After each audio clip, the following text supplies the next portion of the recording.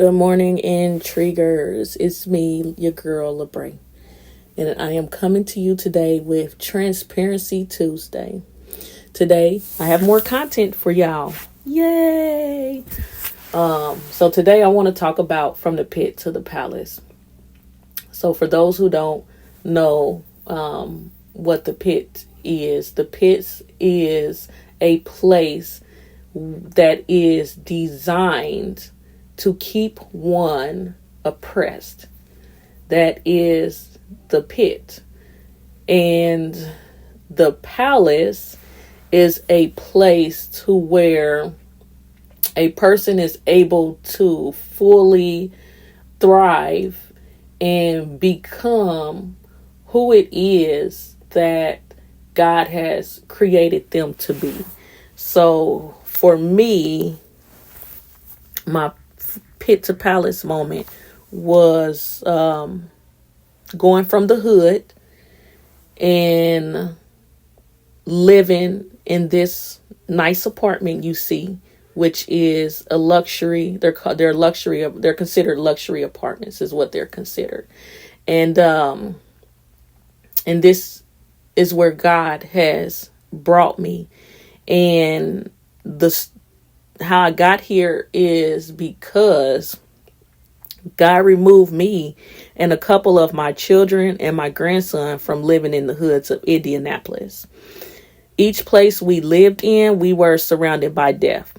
2 out of the 3 locations, people were murdered 2 to 3 doors away from us. There was drugs, whether it was drug dealers or addicts. There was trap spots. It was prostitution. It was young children with no regards for safety and or supervision. Safety concerns for the weak, poverty, struggle, crime, bandos, etc. A lot of people who were broken, homeless, lost, and bound. So they were captive. Some didn't want to get out because it was all they knew. Others didn't have a clue how to be set free.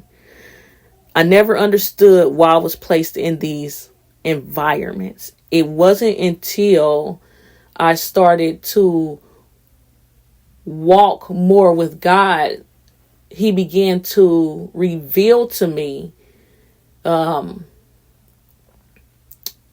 generational curse on my bloodline. So poverty and oppression was a generational curse on my bloodline for multiple generations. This is the reason why a lot of people in my family do not excel past a certain level. A lot of people in my family, they're living day to day. Like they literally are living check to check and poverty.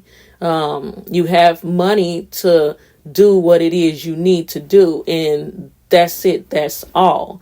And that has been my life. So God called me along with a lot of other generational curses to break that curse as well. So looking back in hindsight, even though these were the situations that I was in the places even though I was in the pit, in the midst of it all, I was the light that was in the darkness, even in the midst of my own struggles. Not once did I judge anyone. I treated them as my equal. Those who rejected me, I dusted off my feet and kept it moving. No harm, no foul. Those who embraced me, I loved on them a little harder. I embodied the love of Christ, even when I wasn't following Him, or I was being lukewarm and not following Him wholeheartedly.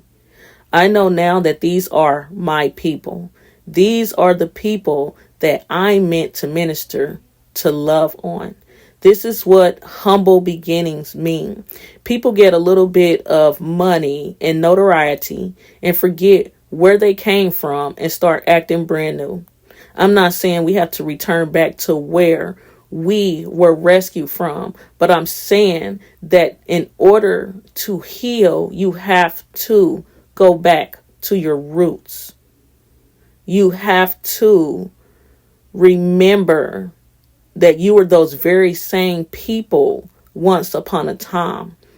And I'm not talking about just the tangibles. I'm also talking about the intangibles as well.